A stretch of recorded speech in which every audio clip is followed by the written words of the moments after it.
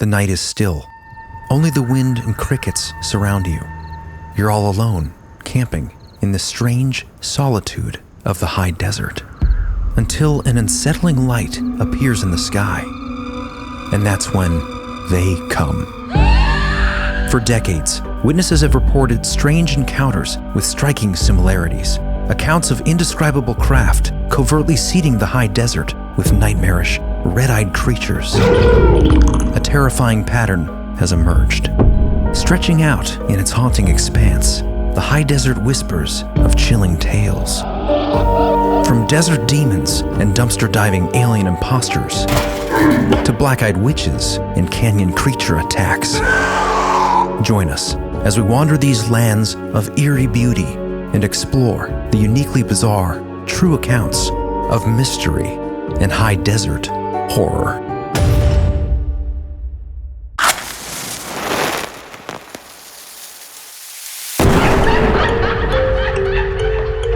Conspiracy, synchronicity, Sasquatch, homunculus, alien races, Satanism in Hollywood, MK Ultra, Tartaria. There's like a whole. I've been watching this one guy. Close the door, Ed. Jeremy, close your door.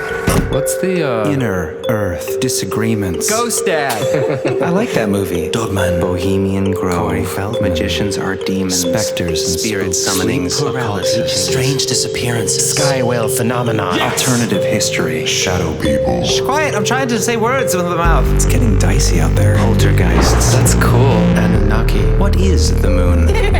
Elf towers. I would never talk about it. That's old. Y2K. Cover-ups. Apocalyptic catastrophe. Vampire.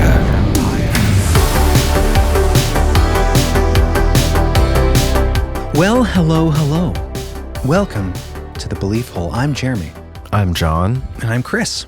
And today we are taking you deep into the romantic mystery lands of the high desert. Romantic. Well, romantic like the moon is romantic. Right. Mysterious. Mm-hmm. Strange place, isn't it? This mysterious, arid atmosphere, this beautiful place. Right, Chris? Yes, that's where we're going today. Not just any regions of deserts, but the high desert. Yeah, and we wanted to focus on this specifically. At least the reason it came to my mind, thinking of kind of regional mysteries and strange places, corridors of the bizarre. Specifically, the high desert always rang in my head with the voice of Art Bell, right? From Pahrump, Nevada. He always have that line, from the high deserts and yada yada. I forget what he said after that. From the high desert and the great American Southwest, I bid you all good evening. But I was like, what is the high desert? Back then, I was, to me, I just pictured this little trailer broadcasting these crazy stories into the dark. And we actually have an expansion member, Sean DeWeese, I think his name is, who's a truck driver, which is the perfect occupation to have in the high desert, driving around. He's apparently had some bizarre experiences. That'd be pretty cool, actually. Yeah, out there. And You're just right, yeah. so much open, beautiful land. I mean, some might think it's bleak, but I think it's beautiful. I miss the desert. I'm sure it would conjure up a lot of imagination as you're driving. Yeah. Be a good place to listen to The Belief Hole.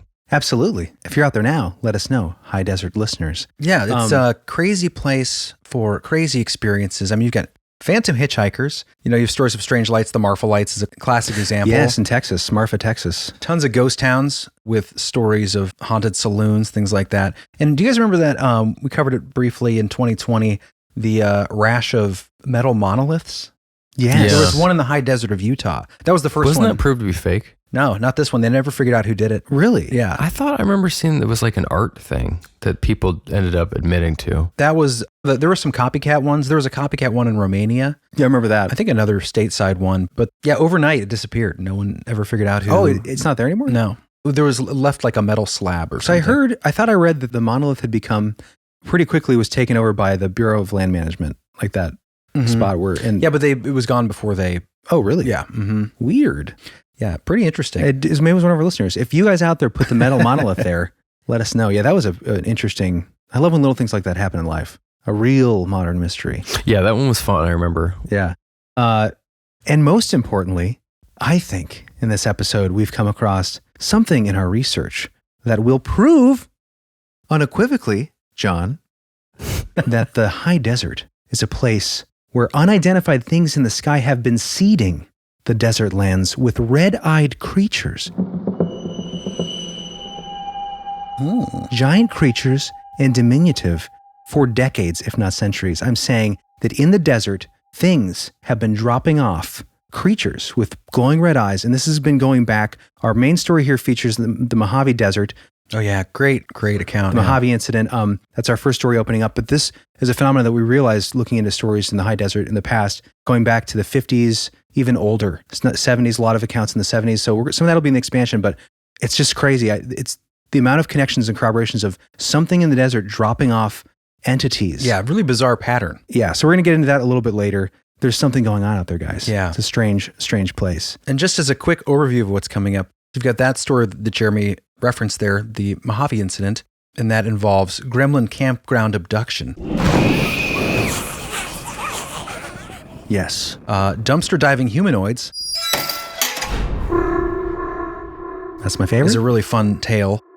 Giant insect cattle attacks is mind-blowing.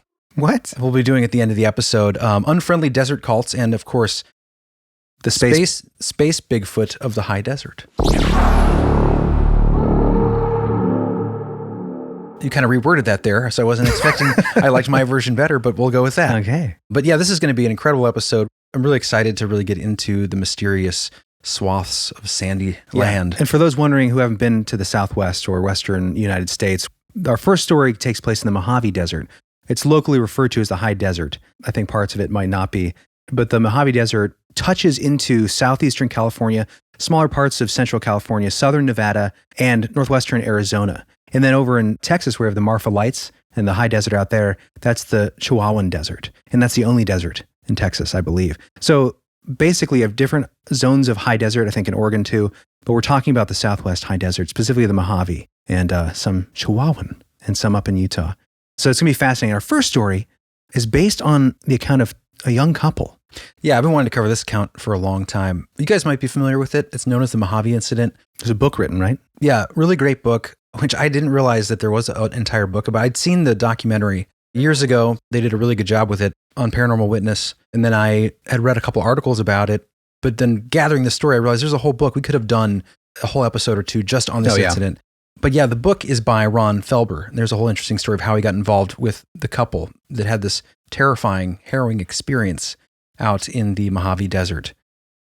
So this starts in October of 1989. This is Steve and Dawn Hess's experience. They're headed out for a weekend of camping and hunting on the Mojave Reserve in the Mojave Desert. They planned this for a long time, a weekend away from the kids. They're super excited about it. But when they arrive at the Mid-Hills Campground, they realize it's packed, completely full, and they're sent away. And that was odd, wasn't it? Yeah, very unusual, I guess, for this campground. So Steve doesn't want to let his wife down for the weekend, so he says he's got another idea and kind of like just rolls with the punches. Yeah, because she was kind of doing this for him, right? Yeah, they both want to get away, but it's his idea to go out and, way off into the desert. So what he does is says, he's got a place he knows of. He ends up driving way off the beaten path into a secluded valley between the Tabletop and Woods Mountains. So he drives about an hour and a half into a canyon. Further from the campsite. Further from the campsite. So imagine being at a campsite and then driving another hour and a half into the desert.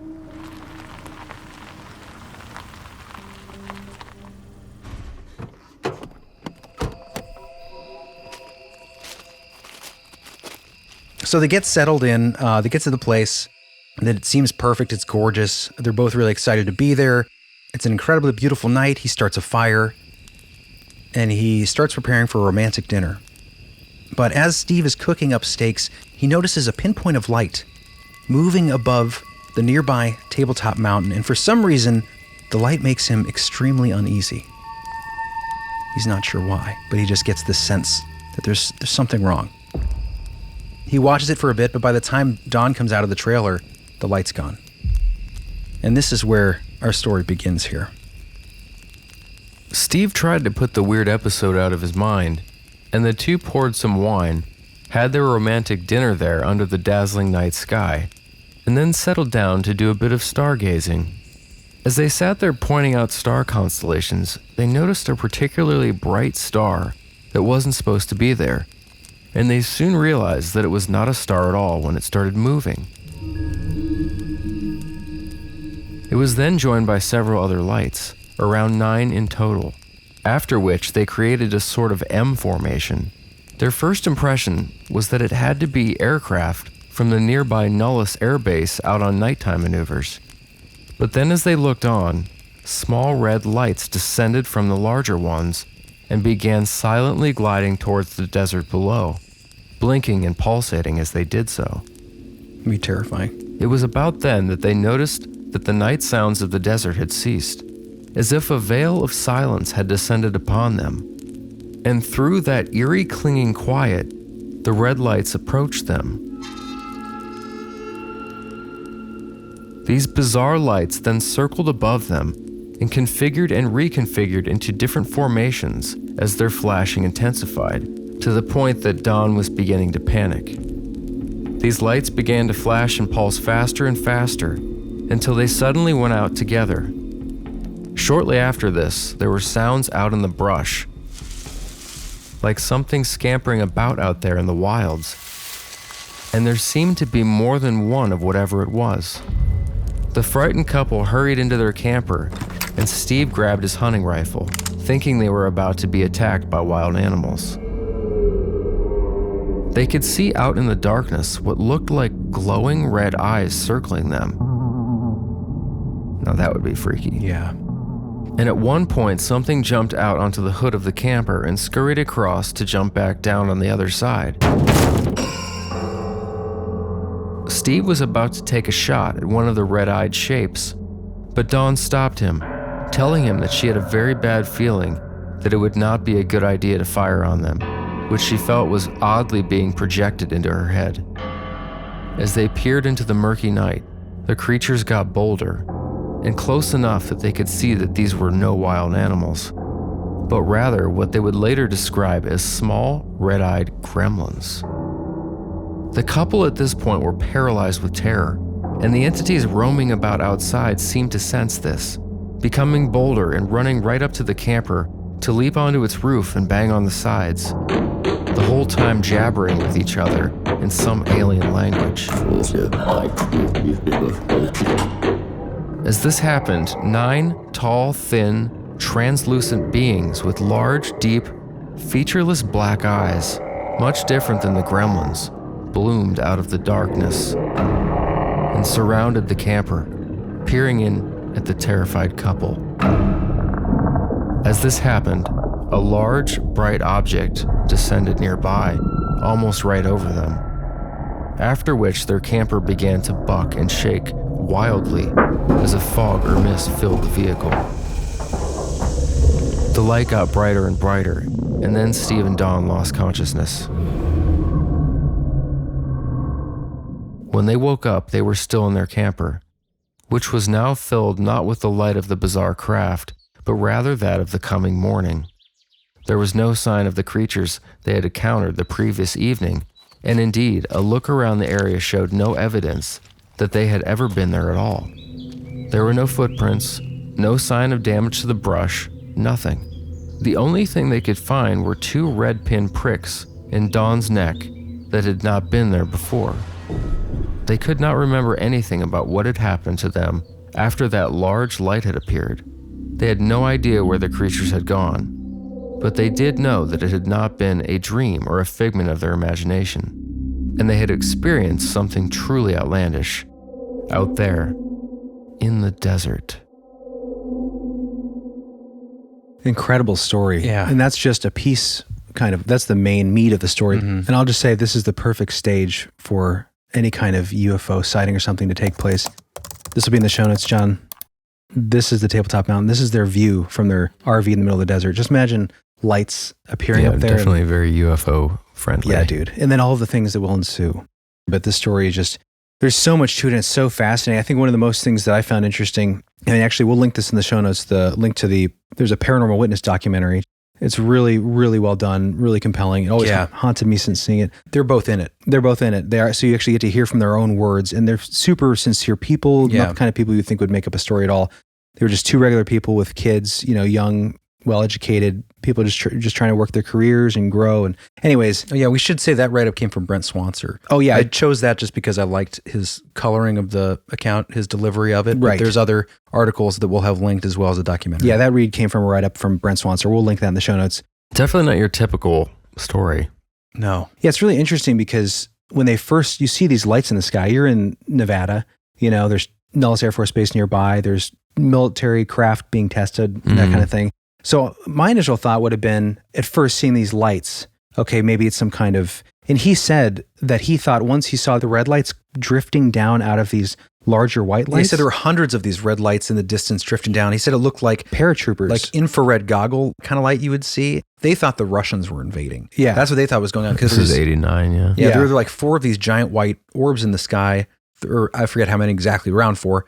But then hundreds out of each of these they were just spiraling downward, all these little red lights, just in the distance, like they're coming. And if not for the description of the small gremlin-like creatures and then the translucent beings, not for that stuff, you could think, yeah, military, maybe they were being tested on. In the 4 hours of missing time. Yeah, maybe some kind of psychological testing. And then coming after this, we have a little dive into what they experienced after they blacked out. So that reminded me of a few other stories that we've reported on. I don't know if they were listener stories. I remember do you remember the one that was like, oh, the van? It was like a couple out. I felt like they were in the desert. I know they were camping. I can't remember where. And there was like weird creatures outside. They were like hooded figures that came up to yeah. the truck. The guy was sleeping in his truck and woke up to this. And then we found a corroborative account. It was our Camp Creeply episode, the last one. Oh, it wasn't in the desert though? No, I think it was. I felt like it had kind of a desert vibe. Well, that's the weird thing about these stories is that there's patterns throughout the stories that we're doing. Even if the themes of the stories or what happens in the stories are different, right? Wildly different. There'll be patterns throughout, which is interesting. Pattern is, in this episode, the strangeness of the desert and that kind of, it's almost like a petri dish of experimentation or paranormal phenomena or whatever it is. But yeah, going back through history, there's these bizarre experiences. And specifically, I say, with things being seeded in the desert from the sky. Yeah, we'll get into that a little more later. of that, but this is one example. And I didn't even know that about this story when I was collecting these other seeding red-eyed creature stories that come from other places from the 70s and 40s. But I did want to say what happened afterwards, because their nightmare wasn't over at this point. They ended up having vivid nightmares, headaches, nausea. They'd see lights in the sky that they said felt like they were following them home. They tried to put it out of their mind, right? Yeah, they tried to forget about it. They tried to move on, but all these things kept happening. Then things started to happen inside their house with their kids. They would hear strange noises, see things outside, shadowy figures, and then this is what was really creepy. The children began to tell of seeing little, quote, red-eyed monsters prowling about their bedroom at night. Of course, the parents didn't tell the children about their experience, but shortly after they get back, the children are saying, "Don't let them take me." And they're like, "Who?" And they're like, "The little red-eyed people." So the kids are now experiencing this in the home. That's when they realize, we got to talk to somebody. We got to figure. It's like they put like a tracking chip in her or something. Yeah. Well, she did have those 2 puncture marks in her neck. Yeah. And and to be clear, when they first woke up in the trailer that morning, like 4 hours of time had been missing. They didn't know it could have been days for all they knew. They didn't know how long they were out. First thing that Steve does is go to the radio and turns it on, expecting there to be like, we've been invaded by creatures with the world, some crazy news. And of course, it was just a regular day. So at that point, they're thinking, did we have some shared hallucinatory experience? They didn't want it to be real, but they were obviously had some trauma. And then when they went home, and then after hearing what their kids experienced, then they were like, we got to talk to someone. And that's when Steve confides in his friend, Paul Moran. What's interesting about this is how the author of the book gets involved. A man by the name of Ron Felber. He's the author of the Mojave incident, which is like the official book on this account. Now, when I first heard, you always think like, okay, well, there's an author who's writing a story about someone who has a paranormal experience. What are their interests involved in this? What's their motive? Well, in this case, Steve's friend, Paul, they went to college together, played football, best friends. He confides in Paul and says, don't tell anybody. But Paul obviously sees how wrecked Steve is about this, the post-traumatic stress he's dealing with, and his boss, who's also an author. He writes true crime, Ron Felber. He was recently doing a book on war veterans and PTSD. So he knew that he would be acutely aware of the condition. It might be cathartic for them to talk to him. So that's when Steve's friend Paul, brings it up to the soon-to-be author of the book, his boss at the time, and then tells Steve and Don's secret to Ron, gets them in touch. And so Ron goes and meets the family, realizes that they're definitely genuine. They seem matter-of-fact, they seem terrified, and are very hesitant to even talk about it. Yeah. But eventually he says, I have an idea something might help, and it was hypnotic regression therapy to maybe figure out what happened in those hours gone. Of course, we hear this a lot with alien abduction cases, but they end up going. And it ends up being very helpful, but what's revealed in it is obviously very traumatic. What happened, it was, of course, the typical like experimentation, painful, and very vivid experiences. And also you can hear the author and Steve and Don themselves speak in the documentary, so I definitely recommend it. And I thought the freakiest part that was mentioned was, this comes from that article quoted here. At several points during the hypnosis session, Dawn was seen to speak in a voice that was not her own, as if she were channeling an outside force. And on one of these occasions, she allegedly, eerily, and cryptically said, quote, I know where the universe ends. Our universe ends when its matter stops mattering to us and starts mattering to them. Weird. Yeah, I just found that unsettling, the them part. Yeah, the them. As if there's a group overseeing our matters, and if we're not handling things the way they want, then yeah, they'll take over matters. That's how I took it anyway. Is that the AI? Maybe alien AI? Or future time travelers AI? AI is seated here from ET or from the future. Mm-hmm. That's always a possibility. Terminator, right? Skynet. Wasn't that the thing? That was the thing. That was the thing. That was the thing. I have great thoughts. So the author was interviewed in an article from Shadows of the Mind magazine, a man by the name of Dave Partridge. And there's a really interesting detail that I didn't hear in the write-up that you read here, John. But when the craft comes in, this is just really creepy visual. In the distance, they could see a huge craft beaming light down to the valley in which various flora and fauna was being transported towards an opening on the underside, almost like a giant, slow-moving vacuum cleaner.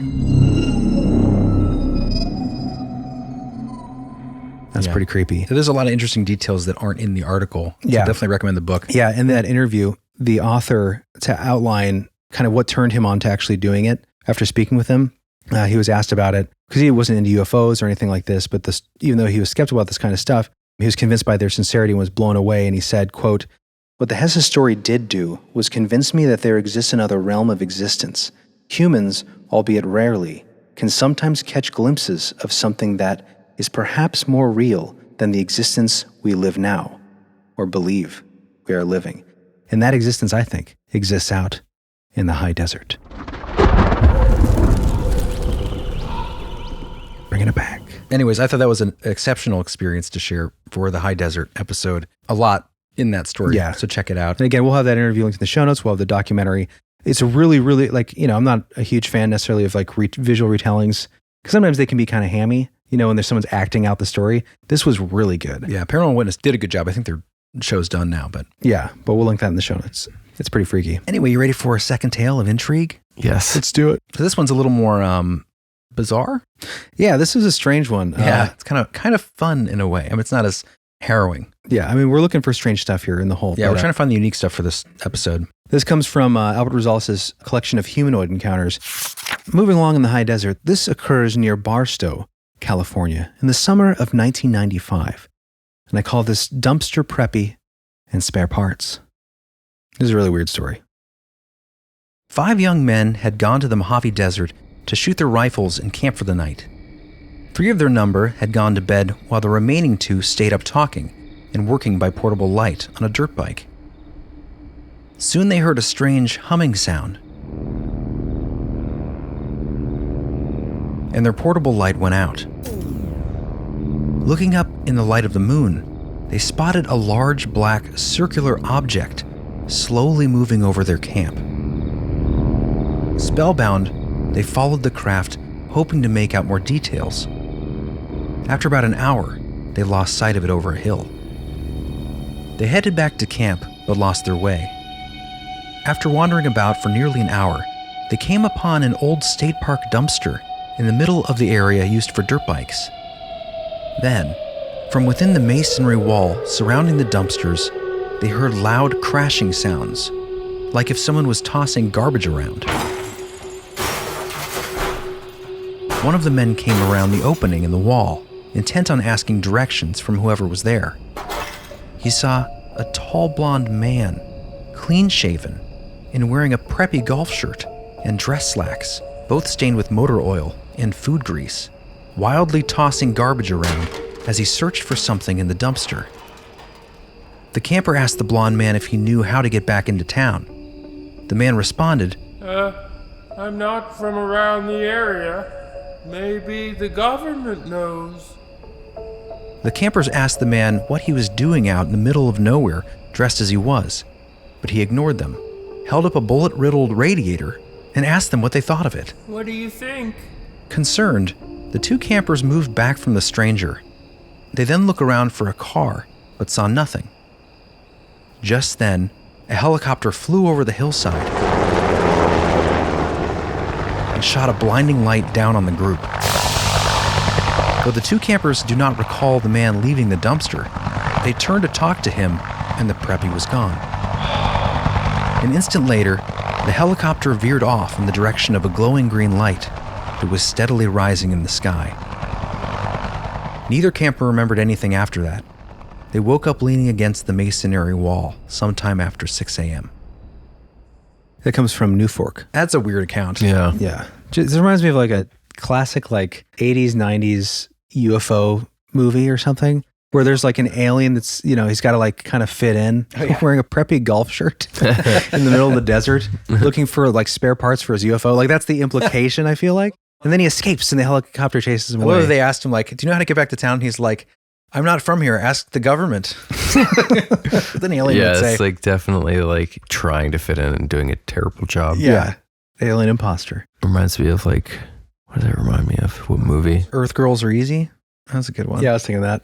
Actually, it reminds me of Men in Black. Oh, yeah. Isn't there a couple of characters in there that are like trying to be humans and they do a terrible job? Vincent D'Onofrio, when he's like, isn't he kind of losing it at one point? And he's like, it's like an alien walking all weird. He's wearing the body of, I think it's all Men in Black character, or a lot of those creatures that the idea is that they're hiding in human form. Right, or dog form. It's a documentary. There is a pug, I think, that's an alien. Oh, yeah. Anyways. It's interesting, too, I think, because the tall blonde-haired, like Venusians, Pleiadians. Allegedly. Yeah, but especially in this area, the Venusians, like Adamski, which we'll get to just briefly later when we talk about the darker side of some of these visitors that are found in the desert. He was like the first contactee, right? Or one of the first, back in like the 60s. Definitely the first most controversial contactee. He said he was talking to people from Venus. Right. But they were, again, blonde hair.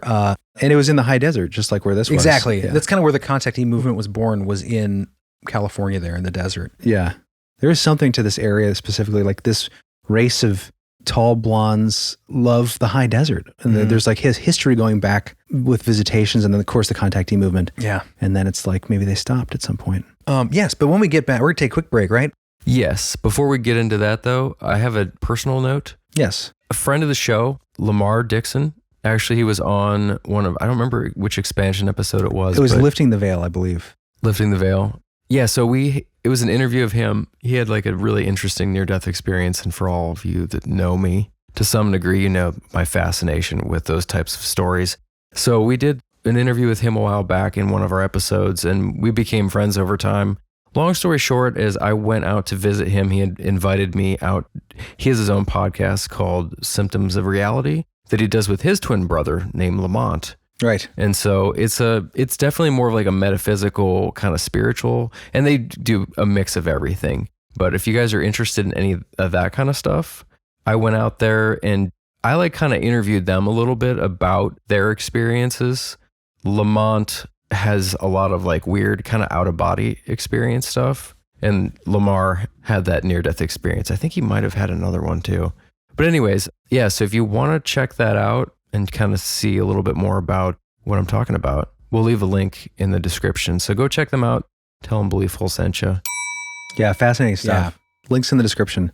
All right. Well, stick around because when we get back, we're going to jump into this. I think is maybe my favorite part of the episode coming up. I'll give you the titles and give you an idea of what's coming up. But the black-eyed wandering witch seen in the desert. Oh yeah, it doesn't sound creepy at all. And I really wanted to do this because it correlated with a Art Bell account I've always wanted to cover, which I call the White She-Demon in the Desert, which was a call-in on Ghost to Ghost years ago in 97. But just interesting corroboration. And then, of course, we can't forget that we'll be discussing giant insects abducting cattle. Yes. And important to discuss that. Jeremy, you have a little bit more on the red-eyed seeding of the desert. Yes. I'm going to get into the real beginning of the theory of the red-eyed creature desert seeding. Goes back decades, if not centuries. So that's coming up. Yes. And the expansion, for all of you who don't know, we do, for every time we drop one of these fun, wonderful episodes, we do a private feed for members. So go to bleeful.com, you get double the episodes. Click on the big red button that says Sign up for expansion. yes. And join us over there. And for this expansion episode, we're actually going to be doing more of this terribly fascinating desert stories, high desert specific stories. High desert strangers. There's so much strangeness that goes on there. We're going to be talking about more red-eyed creature droppings to elaborate on that theory that I think will be proven by the end of this episode and the expansion. Transdimensional gas stations. Yes. Native Americans rescuing alien babies happened. Mm-hmm. And run-ins with desert cults. Oh, yeah. With inhuman characteristics. That sounds like almost one of the creepier things. Yeah. Because it's tangible. And then there's going to be a few just strange flying things that I won't even describe here. I don't know if it's safe to describe on the main feed. But that'll all be coming up in the expansion, guys. So yeah, bleeful.com, click on the big red button and join us there. Yes! We'll see you after the break. Hey guys, we know you love diving into the hole because of your insatiable desire to peel back the layers of the hidden world around us. That's why we want to introduce you to the Southern Gothic Podcast, a show steeped in the compelling lore of the paranormal South. Join our friend and host of the show, Brandon Schexenheider, as he journeys into the heart of this rich and fascinating region, uncovering its ghostly stories, haunted places, and eeriest tales through captivating storytelling, in-depth historical research, and immersive audio soundscapes.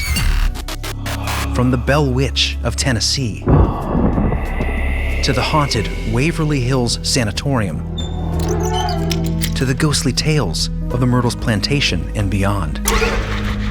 Get ready for an unforgettable experience that brings history to life and uncovers the truth behind classic tales of the paranormal. Even better, Southern Gothic is a brother and sister team.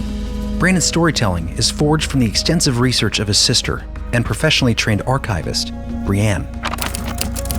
So if you guys are ready to head on out to the swamp and give Southern Gothic a listen, head over to southerngothicmedia.com/follow for links to all of your favorite podcast apps. That's southerngothicmedia.com/follow. That is, if you dare.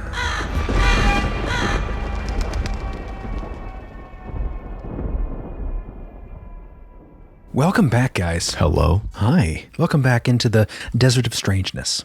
Yes. We have some exciting tales left here that lead to some exciting questions. I agree. Maybe unsettling. I think unsettling is a better word. Yeah. Unsettling realities, if you will. The true nature of the high desert and the world at large. Yes. The clue lives out there in the West, and we're here to find it. Actually, just recently we talked about people pretending to be human.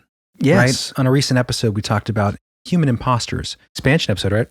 Yeah. And this kind of ties into that a little bit because the next couple accounts here are cases of seemingly strange people being encountered in the middle of the desert in very odd situations. Inhuman, is that what you're suggesting? Yes, with an air of terror, evil sometimes. The dread. Yes. Yes. We've all had that feeling, that experience where you don't know why, but there's a sense of dread. And it's oftentimes connected with these strange people. So the first one we're going to talk about here, I found this comes from Phantoms and Monsters, Lon Strickler, excellent resource. He has his own podcast as well, I think now. And this is actually him reporting on J.C. Johnson, who we've mentioned before, J.C. Johnson, Crypto Four Corners. Yeah. Oh, I love that guy. Excellent I researcher. used to watch his stuff all the time. He was, he founded the Crypto Four Corners. They were known for investigating things out in the Four Corners area of Arizona, Colorado, New Mexico, and Utah. And he would cover stuff that up until then I hadn't heard before, like we talked about the baby T-Rexes. Oh, yeah. In the desert. Mm-hmm. The high strangeness in the high desert, or in the Four Corners specifically for him. Skinwalkers, obviously he was deep into that. Living dinosaurs, dragons, centaurs, werewolves, giant snakes, all this stuff out in the Four Corners. So it'd be cool to dive into more of his stuff at some point. Turns out everything is real. Yeah. Every myth and legend. It's all real, especially out in the desert. There's reality to it. All thought forms become reality. That's right. There's an argument for that, for sure. Anyways, he was a great investigator and researcher. Also, I think one of the coolest things was he was a outdoors guide and river guide. So he told a story once of encountering a banshee in the wilderness, which is just an insane story. But I think he was a river guide at the time. Yeah, he died a few years ago, which was really sad because he was definitely a dynamo in the paranormal community. But yeah, so this story comes from him. So this story comes from him. And again, I was excited to come across this because I really wanted to cover the Art Bell case that we're going to do shortly after this. And it just ties in so well. This was reported by Lon Strickler on his blog in 2013 on January 23rd. And this is a case that happened when J.C. Johnson and his colleague Jack Carey encountered something they couldn't explain in the desert when they were actually doing their own investigation on a case of ultra-terrestrial assault, which I'll have linked. That whole case, that's a whole separate can of worms, a really interesting set of events in New Mexico that's bizarre and incredible. But we're going to focus on what happened when they were on their way back from investigating this. Interesting. In the high desert in New Mexico. JC and Jack were in the back seat of a vehicle driven by a resident of the reservation, who was also accompanied by an acquaintance. The group was traveling on a dirt road on the high desert along a rail line, searching for evidence related to the other case. As they were observing the area from the car, they noticed an unidentified figure ahead of them. As they got closer, JC and Jack witnessed a female, seemingly in her late teens, exiting the brush. The driver slowed the vehicle, though neither passenger in the front seemed to be uneasy or concerned by the presence of the female. In fact, they were busy talking to each other, according to JC. The description given by JC and Jack was not typical of what someone would expect in this isolated location. The female was Caucasian and had an attractive face and figure.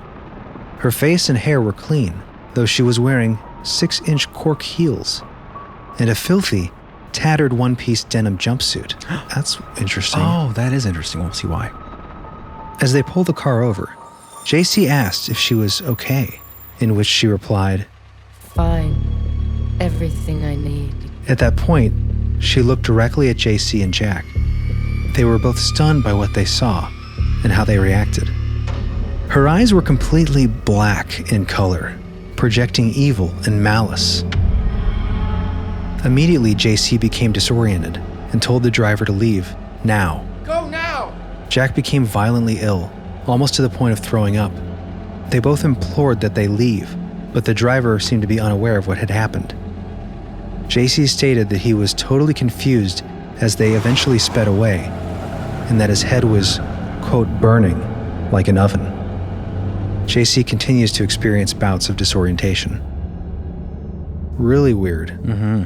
So whatever this thing was that they came close to, that just looked like a teen girl, essentially, they immediately got sick from being in its proximity. Right. And of course, the black eyes. The black eyes. Yeah. Yeah, it's going to be a giveaway of something strange. It's just so odd because in the desert, I was coming across stories I don't have time to put in here, but I came across accounts of this one gargoyle type creature that had basically, the driver wasn't sure if it had flown and landed on the car or if it jumped up and hit his windshield. But either way, he hit it, and him and his passenger immediately felt super ill. This thing looked hungry. It was like gnashing and gnarled, but something evil, seemingly evil about it. But the experience right afterwards was they both fell violently ill. I think it was his son. He had to pull over, and his son threw up like 6 times. Really? Right down the road. There's something about interacting, whatever this stuff is in the desert, that makes you ill at like a soul level. Can we look forward to this story in the expansion? Yeah, I could have that in the expansion. Great. I want to hear that. I was just going to say, black eyes. I mean, you hear, Black Eyed Kids. Black Eyed Kids, obviously. It also reminds me of Men in Black, but more specifically the Woman in Black phenomena. If you've heard of that, Nick Redfern has a book on that. But also the denim jumpsuit. Seems out of nowhere, kind of bizarre fact, but when you pair that with the black eyes, there's accounts of Men in Black accounts, but specifically denim outfits. So just a weird connection out in the middle of nowhere, obviously, and the reaction lends to some strange correlation. Yeah. But it takes me to one of my favorite call-ins on Art Bell. Just because I marked it a long time ago because I wanted to come back to it when I came across it, just because it was so random and bizarre.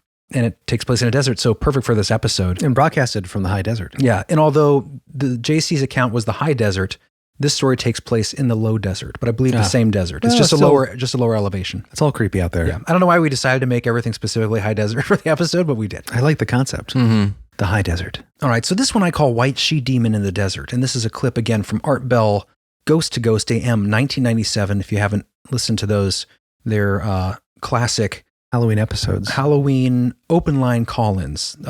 Some of the best radio ever created. But here's a quick clip from that hours and hours long special. Good morning. Good morning, Art. Hi. Cindy calling from Salt Lake. Well, this whole story happened in 1981. Four of my friends and I were coming home from California from a graduation trip, a high school graduation trip, coming home to Salt Lake. We were leaving Palm Springs in the night because it was so hot, about 120 during the day, so we decided to travel at night. We were on the road outside of Palm Springs. I can't remember exactly where we were going. It was just a two-way road. And there was a sign that said no services for a certain amount of miles, so we knew we were going into quite a desolate part of the desert. And here we were, five young girls, never really experienced anything like we were going to experience and never have. But about an hour into the desert, we were getting tired. A few of us were asleep. The driver, my friend that was driving, said, "What is that up ahead?"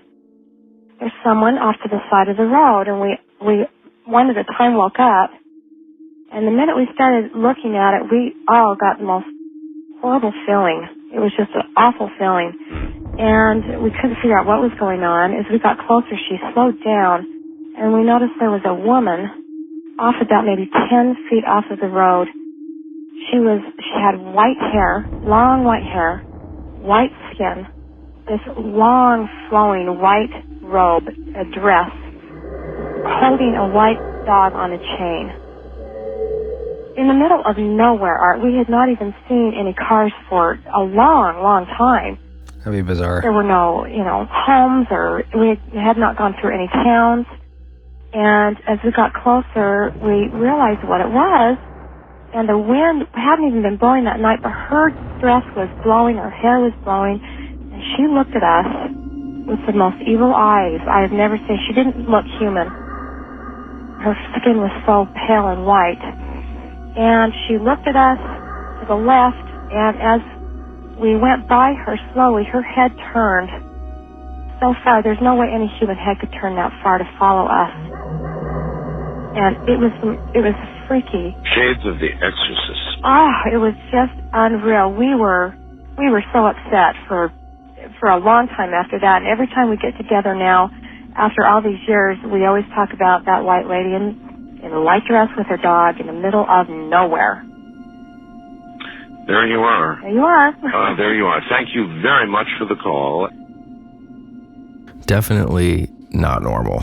It's bizarre how similar it was to JC's experience. Mm-hmm. Woman alone in the desert, just dread, evil eyes. There's a lot of weird stuff that goes on in the desert. I think the fact that she had a dog out there, like a white dog on a chain, she's wearing all white, her hair is white, just a weird... Yeah, it's creepy. And then, of course, even before they realized it was a person, they said they saw this form in the distance off the road, and they all felt overcome with terror before they even knew what this object was. Yeah. Well, I mean, being out in the middle of nowhere and seeing that would probably get your hair raising, right. Mm-hmm. I just meant like before they even knew it was a person. They didn't know what it was. Yeah. They just saw something in the distance, and they all just were overcome with terror.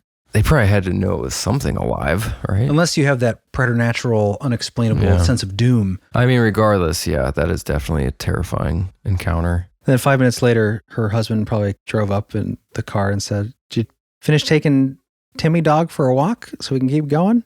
Like maybe she just got dropped off on the side of the road. Timmy dog? What the hell? I could think of a single dog's name. Rex, Fido, man, Timmy dog. That is the worst. Maybe you should name your dog that. Timmy dog. Come here, Timmy dog. Hey, Timmy dog. I don't know why he's British. Hey, Timmy dog, come over here and give your owner a treat. Right. That was just a terrible example of a skeptical argument. I think obviously the two things that would counter that incredible skeptical argument about Timmy dog is the fact that her head turned almost 180 degrees around and that her dress and hair were blowing in the atmosphere of no wind. Yeah.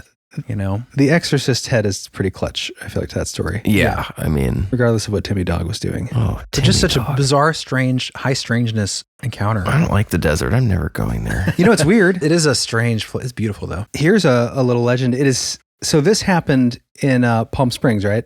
Like an hour and a half outside of Palm Springs, something like that. In the desert outside of Palm Springs. What's interesting is there's a legend from the Anza Borrega Desert State Park. So that sounds familiar. There's a lady in white that haunts there. She died there, was buried there, allegedly in an unmarked grave. It is said that if you camp near the old Vallecito Stage Station, where she waits, allegedly. You too will see, quote, the lady in white restlessly pace the worn earth where the station once stood, waiting for her stage to come. Maybe she got tired of waiting. She picked up a little Timmy dog on the way and went 45 miles up the road, and that's where they encountered the white lady. I mean, as ridiculous as you're being, it definitely is an interesting It is weird that not too far. Lady in white, not too far, 45 miles away. Something about ladies in white in the desert. Yeah. Might be just a thing. I mean, it is hot in the desert. You want to dress for coolness. That's true. Not a lot of ladies in black. But denim jumpsuit seems like an unexpected attire for the middle of the desert. Well, how would you dress? You know what that connects to? That connects to the Transdimensional Gas Station. That sounds like a gas station attendant's. Yes. So maybe her gas station disappeared and she was wandering around and lost. Yes. In the expansion, we're going to be covering a ravishing tale of transdimensional gas stationism. Yes. Well, one of many, but that's a great story. Well, shall we move on to our final tale of high strangeness, high desert horror? Absolutely. Perfect day of creep. So I wanted to mention, before we get to our final story, the red-eyed giants in the desert. We talked about this bubbling theory we've been investigating that I've developed about the desert being seeded by these red-eyed entities. And a lot of this comes from a man by the name of Peter Gutila. But he's an author and investigator. He wrote the Bigfoot Files, which I guess is kind of like a tome of Bigfoot encounters going back. He wrote of an interesting encounter I found via Albert Rosales. Again, it takes place in the high desert, the Mojave Desert in California, July 17th, 1974, near Palmdale. And tell me if this sounds familiar. Think about our first story we heard tonight in the Mojave with those goblins, right? Or Stephen Dawn, the abduction. Yeah, the Hesses, the red-eyed gremlins. Tell me if this sounds familiar. On the night of the 17th at 10 p.m., 3 people in a trailer park observed a glowing, torpedo-shaped UFO descend close to the ground in a shallow valley. As the object hovered silently, numerous dark masses dropped from it to the ground. Interviewed separately, the witnesses agreed the blobs appeared to be animate, and upon striking the ground, seemed to amble off in all directions. The witness ascribed no definite shape to the moving masses, except that they were quite large, and situated approximately on the upper end of each figure were 2 evenly spaced, reddish dots that glowed like red light bulbs. As the blobs fled into the night, the UFO silently swiveled on its axis and shot off into the distance and disappeared. One of the witnesses theorized that the dark figures were living things and felt the glowing dots were eyes permitting the entities to see in the dark. When asked why she thought this, she said as the masses changed direction, the dots appeared to grow closer and widen respectively, just like they were looking around when they moved. All 3 witnesses showed symptoms of sunburn and eye irritation the next day, and all had trouble sleeping after the incident. So imagine that. This craft dropping down these red-eyed entities in the desert. It does sound like that other account as far as like Very weird. And this took place in 74. Do you know when their account was? The Hesses? Let's see, 1990. In the 90s. In the 90s. Yeah. So we're talking 80s. 80s? Yeah, I'm sorry. Okay. 80s. The Mojave incident occurred in 1989. So less than a decade apart, probably, this is going on. What's interesting is, in this case, instead Is of the same desert? Yeah, Oh, wow, Mojave. crazy. Same desert, red-eyed things being dropped from the sky by a craft of some kind. Now, in this case, it's a little different. These creatures that are dropped... Larger. Right. So the author-investigator Gutila, Peter Gutila, if I'm saying that right, he goes out the next day with his team and they investigate, eventually finding tracks similar to Bigfoot tracks. These tracks were, quote, 18 inches in length, 8 inches at the ball, and 7 inches at the heel, with a 6-foot stride. Nuts. That's a very tall animal. 6-foot stride is definitely... Yeah. The feet were very large, and they were kind of distorted feet too. I forget how he described it, but like 2 of the toes were fused. The middle toe was like larger than the others. They had a pattern to them. Anyways, whatever these creatures were, they weren't human, allegedly. Now, the craziest part of this aspect of the story would be that on the 25th, more tracks were being collected or made by these creatures. I wasn't sure. The translation from Rosales' material was a little unclear, but there were more tracks on the 25th. And at this point, a convoy of military trucks appeared on the scene. And under the glare of spotlights, the military personnel presumably, quote, corralled a Bigfoot and carted him off in a truck. Ooh. Now, what's interesting about this is here we're hearing stories of these red-eyed Bigfoot type creatures, giant hairy men in the desert being dropped and running around. Fascinatingly, I found multiple stories like this that we're going to do in the expansion, all in this desert, and some in the Chihuahuan Desert, which is the high desert of Texas, where you're having these ape-like creatures witnessed by families outside their house looking up at this white-faced ape with glowing eyes. Going back to the 40s. Even earlier, right? Early 1800s, I think. Early 1800s, there's a famous story of the, what is it? Aruzo Bodega? I forget how you say the thing. The Bodega Sandman, they called it. So that was going back to the late 1800s, the story of the dead man's hole, where this thing was supposedly killing people. Was it a serial killer? Was it this creature? But all these witnesses described this long-haired, 8 foot, 9 foot tall creature. But this encounter is just the beginning of the story. As I said in the expansion, there's an experience that takes place just bordering the Mojave Desert in Santa Clarita Valley, just 50 miles away, 3 months later in 1974, where events begin to spiral out of control with these creatures appearing, stealing pigs, wearing some kind of magical blue belt technology, and terrorizing a community. And it leads to a military official admitting the recovery of a crashed craft in which these, quote, horrible creatures appeared to actually be piloting. They're not only dropping them off, these creatures, to scatter into the desert, they're flying these ships. At least in this case. In this case, because we've heard connections like this before with Bigfoot being pets of aliens or of UFOs. In this case, they aren't the pets, they're the pilots. Yeah. At least of this race, whatever is visiting the desert out there. But these amazing stories will be coming up in the expansion to further explore this pattern of the red-eyed monster desert seeding. It's going to be fascinating. Yes. So that's pretty much all I have to say on that for this episode. But check out the expansion, guys. I do think there's something out there. Oh, there is. And we're going to find out. That takes us to our final story of today. And this is pretty exceptional. Like you, Chris. Oh, that was really sweet. Savor the flavor, because it sure as hell won't happen again. What is that from? Tommy Boy. Oh, that's right. Okay, so this account actually comes to us from Nick Redfern. Listeners of the show will be very familiar with him. We've used him before as a really good resource for extremely strange accounts. And if you're not familiar with Nick, he's a best-selling author, cryptozoologist, and ufologist. He writes a lot for Mysterious Universe, right? Yeah, he writes for their blog. He's also published dozens of books. We have several on the shelf here. Just really good on the ground researcher. And this story actually was told to him by a woman named Danielle B. She relayed this pretty incredible experience. And this takes place in Aztec, New Mexico, which is actually, I didn't know this, or maybe I'd forgotten it, but it's the location of a lesser-known UFO crash, actually in this area. Oh, yeah. Yeah. Kind of like Roswell, where you have a downed craft that was recovered with small diminutive beings. Maybe we'll do that story in depth one day.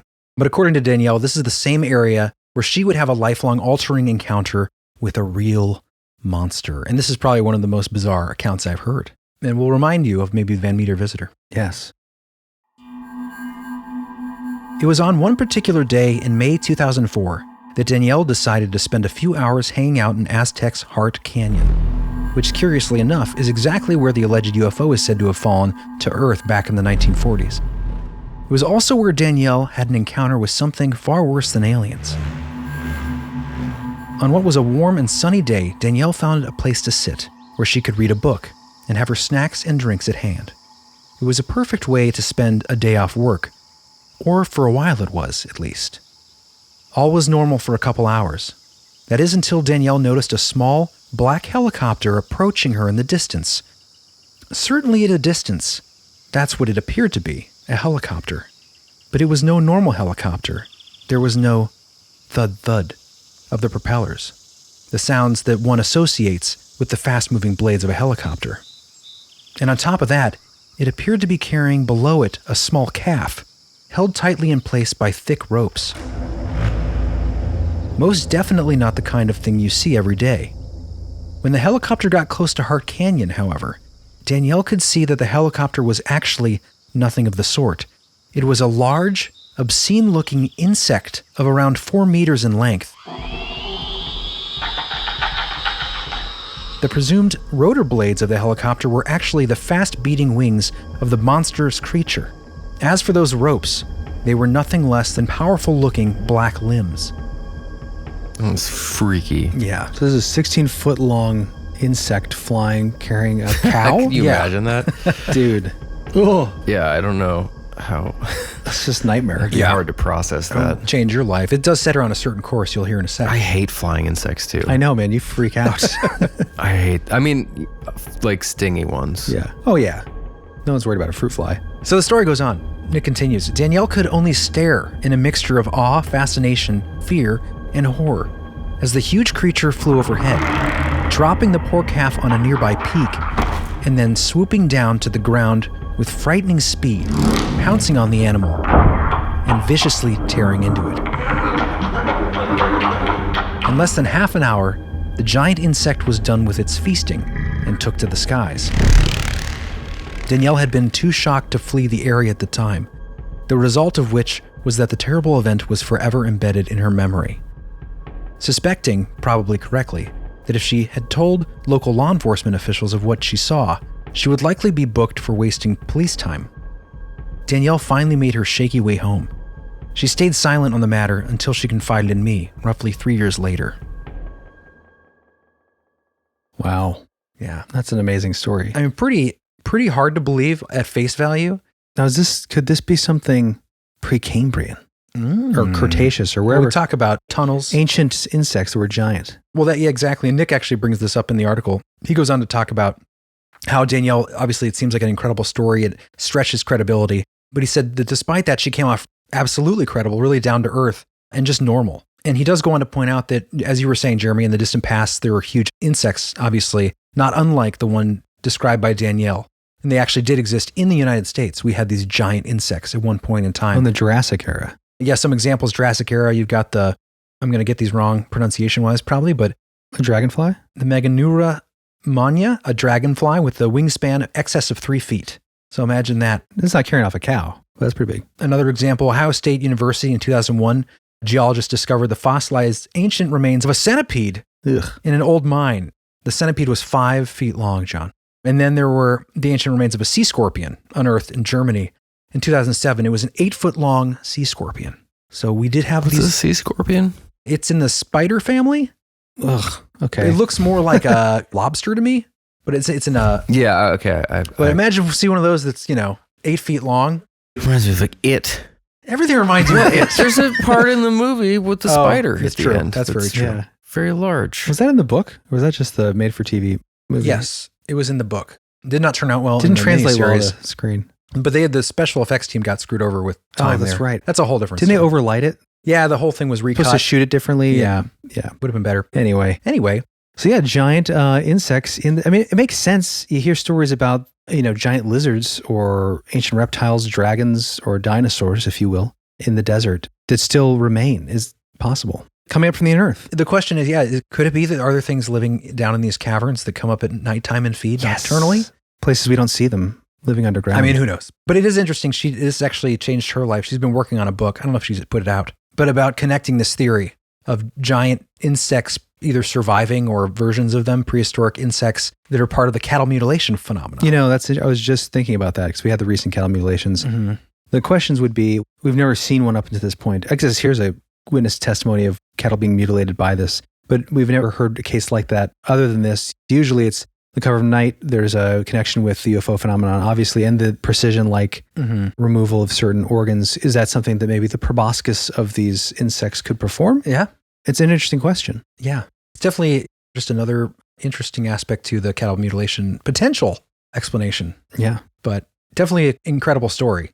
I'll see if I can find her book. If I can, I will put it in the show notes as well for any of you interested out there. But this is not the end of the high desert strangeness. There are many valleys and canyons to explore in the expansion. Yes, many places in the hole. Get in there. Get on in. Excellent. Yes. Speaking of expansion members, we do have some very special expansion members to thank. Oh, yes, we do. And they are.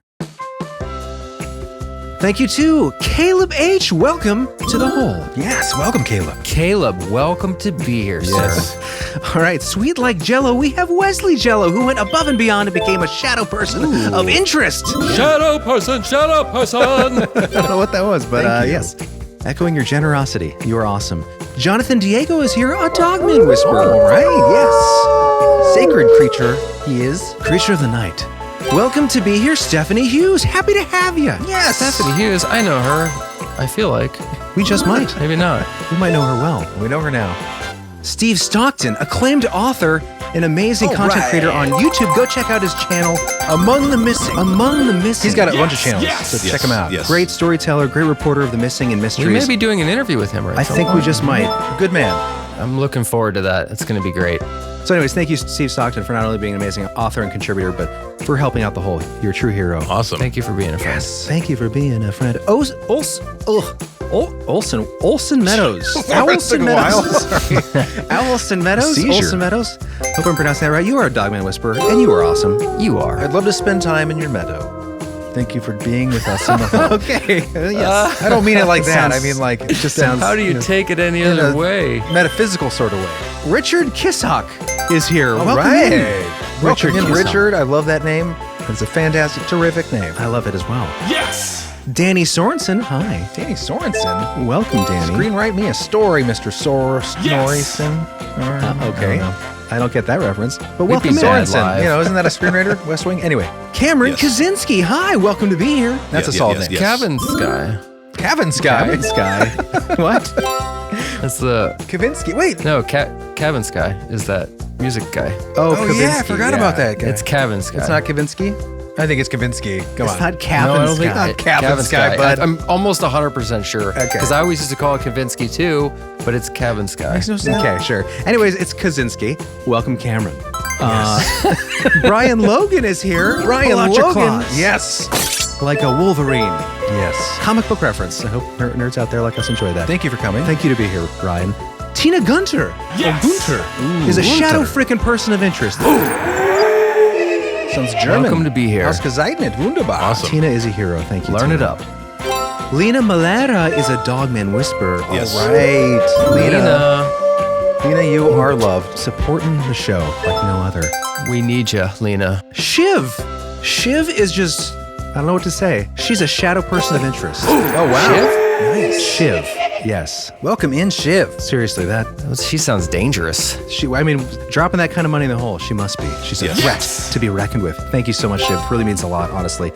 Paul C. Phillips is here. Don't buy Energizer, buy Phillips. Do they make batteries? I don't know, but he's going all night long. Welcome in. I don't know. This is so bad. Welcome I'm in, sorry. Paul. Wait, what? I made a battery reference because his name is Phillips and it reminded me of electronics. Oh my gosh, dude. Sorry. Welcome in, Paul. Welcome to be here, Steve Heyman. Steve, hey man. Welcome in, Steve. Hey man. That is a cool last name. That's his actual last name with 2 N's. Very welcoming last name. Hey man. Could be Steve Heyman It's probably it. or Steve He-Man. Welcome to be here, Steve. Yes. Rachel Sosa. All right. Pass me that mimosa and let's go to brunch with Rachel Sosa. Rachel Sosa, come on down Yes, into the yes, hole yes, where yes. it's nice and warm. The nicer the cheer here. Welcome. We got Haji in the hole. We talked Haji. Oh, that's right. via I email. submitted a story, I believe. I think we did a story. Eric Haji Jimenez is a true hero of the hole. Yes. And we are happy to have you. Yes. Yeah, I think he emailed us. So we'll be emailing back, but good guy. Say hi to, what's that guy's name? Cartoon. You make a Johnny Quest. Say hi to reference? Johnny Quest for me. Sure. Yes! Zachary Moores is here, a shadow person of interest. Nice. Going above and beyond. Zach Morris of Save the Bell fame. Zachary Moores. Oh. As in out on the moors, like a werewolf might be, perhaps. Welcome. I'll make a ghosty sound. Yeah, we need a special sound for them. Ravishnu is here. All right. A hero of the whole. Yes! Ravishnu. Excellent. True hero. Thank you. Ravishnu. I'm so bad at pronouncing names, but thank you to be here. Yes. Yes, thank you, Ravishnu. Lighting the hole on fire with her electric personality, Kayla Sparks. Ooh, is here.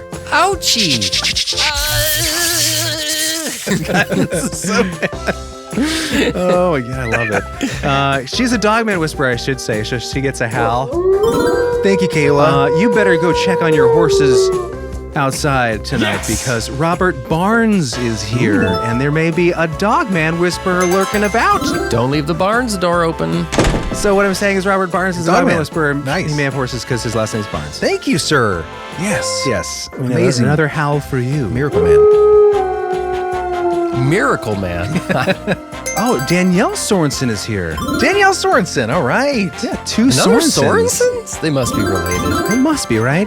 You guys let us know. Well, if you are related and you both signed up, you are true patriots because that means you're not sharing amongst each other. A family of whole listeners, which is how we like it in the whole. Oh my gosh, I'm so grateful. That sounded sarcastic, but he was just out of breath with his excitement. No, I was just being like, oh my gosh, I'm overwhelmed. Steven Stracken. Steven Stracken. Stracken the Deutsch. And is a dogman whisperer, Steven Stracken. Welcome in. You are awesome, my friend. Thank you so much. Caitlin Angers, it's a pleasure to have you with us in here. Yes. Aw, Angers. Caitlin Angers be gone. We're happy to have you. Angers be gone. Vanish thee. When she's here, our anger transmutes into love. Steve Messina is here. All right, Steve. Steve, thank you for being here. We believe in you. We believe in you because you believe in us. And that will do it for our final thank you of the day. But if you haven't heard your name on the episode read yet, and you are a Black-Eyed Cool Kid tier and up, hang in there. We're getting to you. Thank you all so much for your support. Seriously. Super appreciate you. Yeah, you guys keep us going. Really do. And hope you're digging the extra content. I'm so overwhelmed with love right now. That is John's genuine love voice. You guys didn't... It just means so much to us. If you guys weren't supporting the show, I'd have to go back to work as a heart surgeon. And I don't want to go back to that job. It's just... No, it was I a know lot of stress. that money and fame. John would have to go back to NASA. I think what he meant to say was a barista. Well, guys, I think that's it for today. Thank you so much for tuning in to The Belief Hole. Yes. And enjoying these strange, amazing aspects of reality and mystery with us. Join us in the desert. We'll be waiting. We'll be waiting for you. With the denim suits. Yes. And white gowns. And Timmy dogs. And Timmy Dog. Timmy Dog's always there. He's a sweetheart. All right, guys. We'll see you next time on Belief Hole.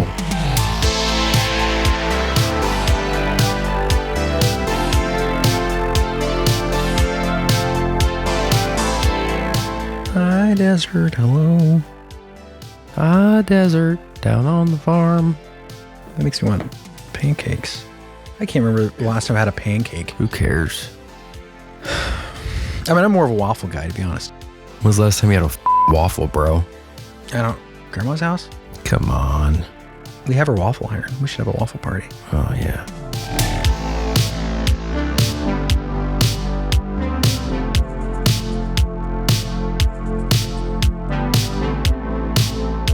So where am I?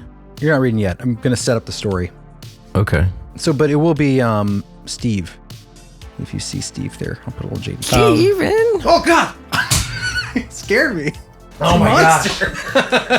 Oh, my gosh. Oh, that's terrifying me. It scared me, and I knew there was someone over there. I see this glove. I know, it's like, through. there's a glove coming through a curtain. For all those listening right now, our dad just walked into our recording studio, which happens to be our living room, so he's coming over to pick up the lawnmower. I forgot. Hey. Wow, that was terrifying. I totally forgot you're coming over. Sorry. Just one dark gloved hand coming through the curtain. I'm trying to figure out how to get in the garage for my mower. Oh, shit. Oh, that's right. The batteries are dead in the garage door opener. Totally forgot. Come on.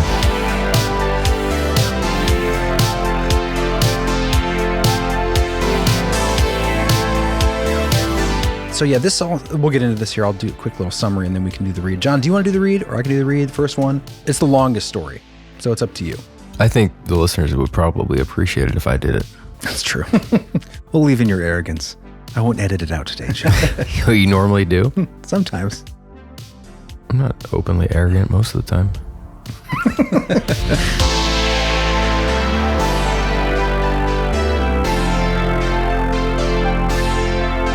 On the night of the 17th at 10 p.m., Thank you, Vincent Price. I like that. 3 people in a trailer park observed a glowing torpedo-shaped UFO We got a very casual at the end there. descend close to the ground in a chalet valley. A Shally Vallow. A chalet valley. All right, we'll start over. On the night of the 17th at 10 p.m., It's getting better. 3 people in a trailer park observed a glowing torpedo-shaped UFO descend close to the ground in a chalet valley. Shally Valley. All right. On the night. Nope. Okay.